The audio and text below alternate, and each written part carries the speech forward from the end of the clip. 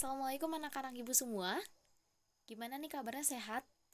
Alhamdulillah sehat. Oke, sepertinya udah pada isi semangatnya lagi ya hari ini karena udah makan siang juga. Tapi ibu melihat di sekeliling mejanya anak-anak ibu masih ada sampah. Jadi silahkan dipungut terlebih dahulu, dibuang ke tempatnya agar kelas kita lebih kondusif. Oke, baik. Sebelumnya ibu mau absen terlebih dahulu. Doni hadir. Hadir, Dita hadir, Andre hadir, Ani hadir, Keisha hadir. Oke, baik. Nah, pada uh, pertemuan kali ini kita akan membahas tentang terbentuknya keseimbangan pasar dan struktur pasar. Oke, uh, ibu yakin anak-anak ibu semua tahu apa itu pasar dan pernah ke pasar ya. Oke, jadi pasar itu adalah tempat bertemunya penjual dan pembeli, dan ada barang yang diperjualbelikan, itu yang dinamakan dengan pasar. Oke, nah kita bahas satu-satu dulu itu mengenai keseimbangan pasar. Keseimbangan itu kan bisa kita ambil definisi, tidak ada yang berat sebelah, jadi seimbang itu artinya sama berat keduanya gitu ya. Oke, jadi keseimbangan pasar itu terjadi apabila ada harga sepakat antara penjual dengan pembeli, baru terbentuknya keseimbangan pasar. Ya, kesepakatan ini diperoleh dengan tawar-menawar. Iya benar. Jadi seperti contohnya, kita pernah ikut orang tua ibu ke pasar, pernah? Iya. Jadi misalnya ibunya beli cabai gitu. Nah, kata penjualnya harganya 20.000, tapi ibunya mau harganya 10.000. Dan akhirnya terjadi tawar-menawar dan terjadilah kesepakatan di harga 15.000. Itulah menyebabkan terbentuknya yang namanya keseimbangan pasar. Maka kurva dari keseimbangan pasar seperti yang ibu tulis di papan tulis, itu antara permintaan dan penawaran itu bertemu pada satu titik silang gitu. Jadi itulah yang dinamakan titik keseimbangan gitu. Nah, selanjutnya itu kita masuk kepada struktur pasar. Nah, struktur pasar ini ada yang tahu?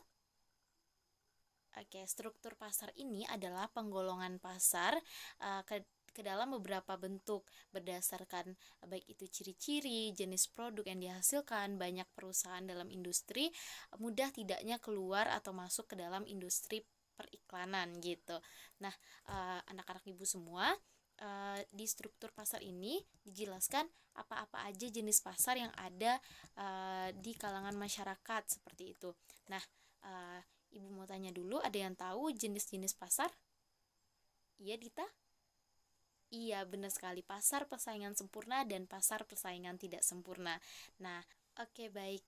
Karena waktu kita tinggal sedikit lagi, jadi penyampaian materi pada hari ini Ibu cukupkan sampai di sini.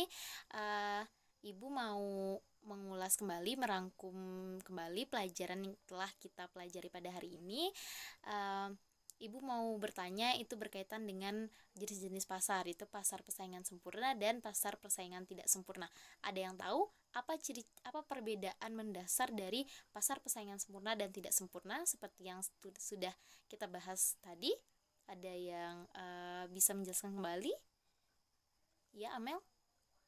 Oke, bagus sekali. Nah, seperti itu ya anak-anak ibu. Jadi pasar persaingan sempurna itu ciri-ciri mendasarnya itu adalah memiliki jumlah pembeli dan penjualnya itu sama gitu. Nah, bebas keluar masuk pasar, setiap pihak dapat mengetahui keadaan pasar gitu.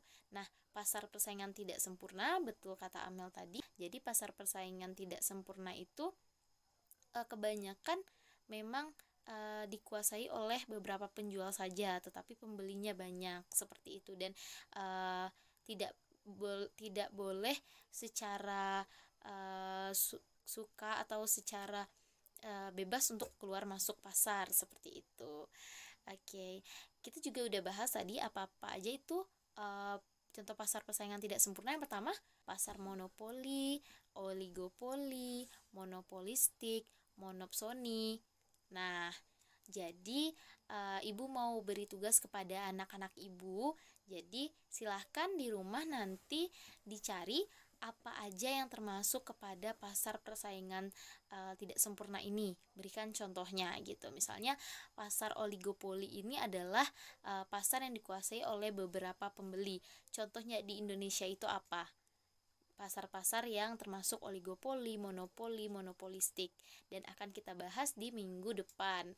Nah, ibu mau mengingatkan juga kepada anak-anak ibu seperti yang sudah kita sepakati di awal pembelajaran, kalau ibu akan memberikan kuis dadakan. Jadi kepada anak-anak ibu harus belajar setiap hari, dan ketika ibu minta untuk mengeluarkan kertas berarti kita kuis. Kuis ini berpengaruh kepada nilai akhir dari anak-anak ibu, karena ibu ngambilnya 20% nilai kuis. Jadi kalau anak-anak ibu tidak ikut atau nilainya rendah, nanti berpengaruh juga ke nilai akhir gitu ya. Oke. Terima kasih, tetap jaga kesehatan dan jangan lupa belajar terus. Dari ibu, anak-anak ibu, ibu harapkan untuk selalu membaca, karena budaya membaca di Indonesia sendiri itu sudah menipis. Membaca itu tidak ada ruginya, membaca itu adalah investasi masa depan. Jadi semakin banyak yang kita baca, semakin banyak ilmu yang kita dapat, yang tidak kita dapat dari ibu, yang anak-anak ibu nggak dapat dari guru-guru dan nggak dapat di sekolah. Jadi bisa dapat di buku. Bacanya buku-buku yang positif ya. Oke, baik. Ibu terima kasih untuk hari ini. Assalamualaikum warahmatullahi wabarakatuh.